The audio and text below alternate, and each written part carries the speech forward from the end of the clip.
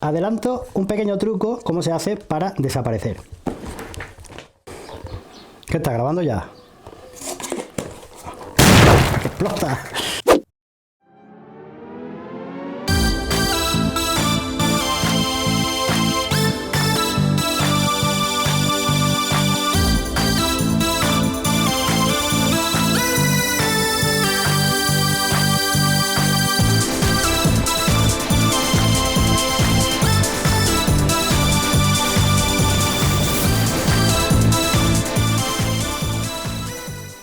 Hola a todos, bienvenidos al Atado Perfecto. Bueno, en este vídeo os traigo 76 efectos de sonido. Sí, 76, ni 74 ni 77, 76. ¿Por qué?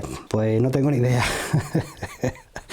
Bueno, 76 efectos de sonido que vais a poder disfrutar y os voy a adelantar algunos de ellos para que veáis de qué se trata, qué es lo que vais a encontrar. En la descripción de este vídeo vais a encontrar el enlace para que entréis y os los descarguéis, ¿vale? Súper sencillo, más que nada para que lo uséis en vuestras creaciones de contenido, ¿vale? Bueno, pues uno de esos efectos es el sonido viento. Otro de los que os vais a encontrar es, escuchar, una gota de agua. Otra es lo que va a sonar a continuación.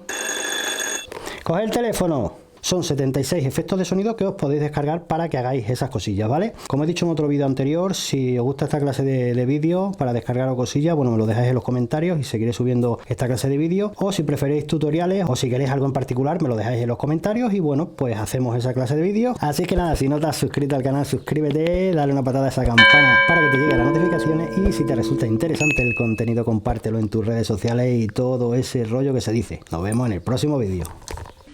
Y ahora es cuando tengo que desaparecer, ¿no? Adelanto un pequeño truco, cómo se hace para desaparecer. Cuando hacemos esto, a continuación, hacemos un movimiento de la silla y nos vamos. Sin caerse, claro. Hacemos esto.